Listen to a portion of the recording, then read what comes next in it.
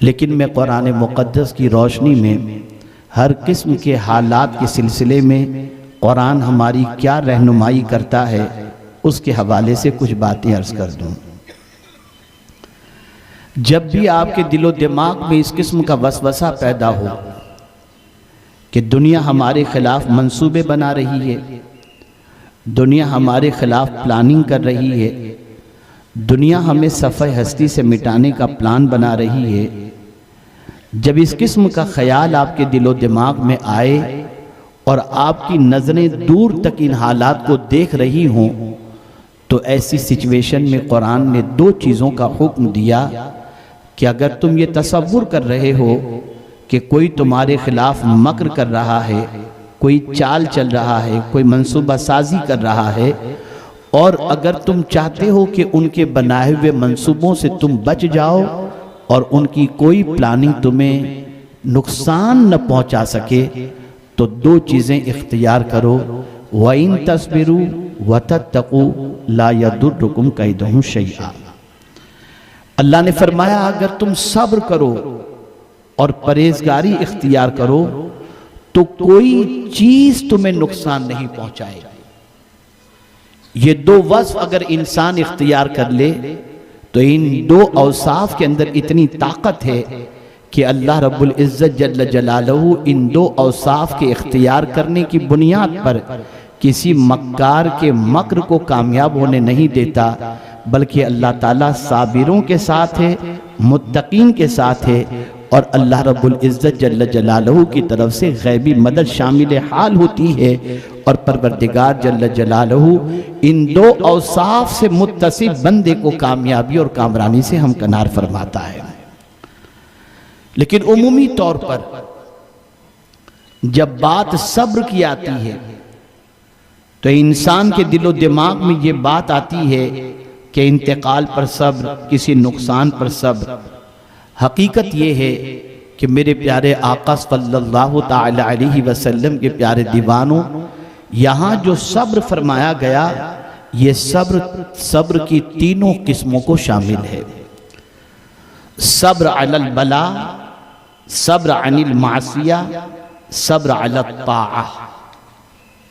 मेरे प्यारे आका सल्लल्लाहु अलैहि वसल्लम के प्यारे दीवानों, जब कभी मुसीबतों के बादल मंडलाएं,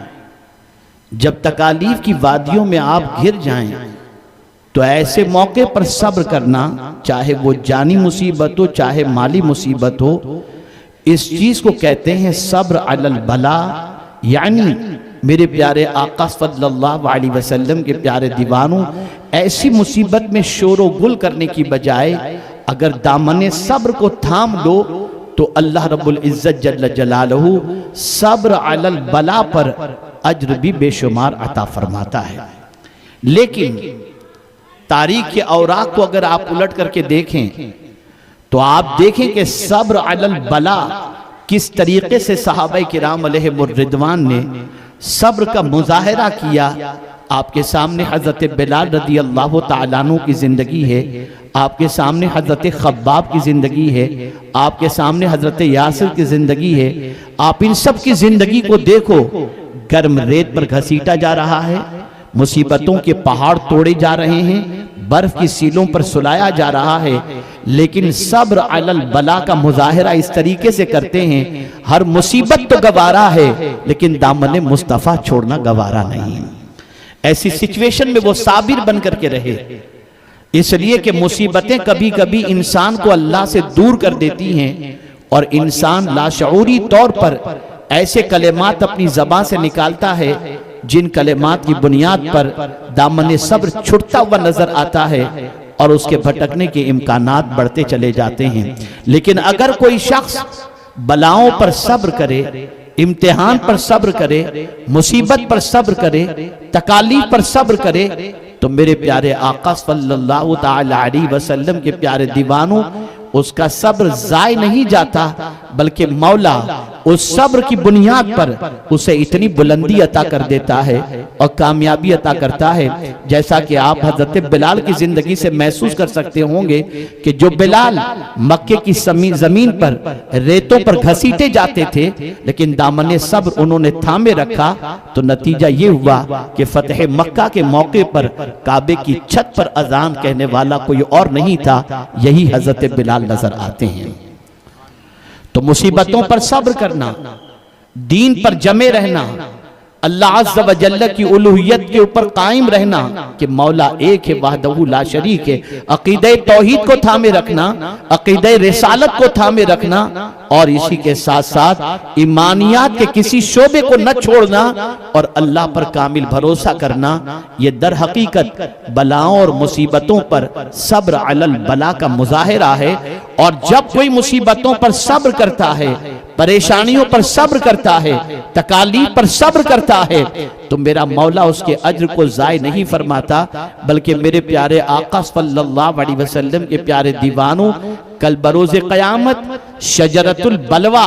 जिसके नीचे ये मुसीबतों में घिरे हुए बंदों को जगह दी जाएगी, इमाम हसन रज़ी अल्लाह ताला अन्हु या गालिबन इमाम हुसैन रज़ी अल्लाह ताला अन्हु फरमाते हैं, वो लोग जिनको शजरतुल बलवा के नीचे जगह क़यामत में दी जाएगी, वो दुनिया के अंदर मुसीबतों में घिरे हुए थे, तकालीफ में घिरे हुए थे, परेशानियों में घिरे हुए थे, आजमाइश के मरहलों से गुजर रहे थे, लेकिन उन्होंने कभी दामने तौहीद नहीं छोड़ा, दामने रिसालत नहीं छोड़ा। तो अल्लाह ताला कल बरोज़े क़यामत उन पर इनाम व इकराम की बारिशें इस तरह नाजिल फरमाएगा कि दूसरे लोग इनाम व इकराम की बारिशें देखकर ये कहते हुए नजर आएंगे, काश दुनिया में हमें आग आरे से चीरा जाता तो हम उस वक्त बर्दाश्त करते, तो आज हमें भी ये मकाम अल्लाह अता फरमाता।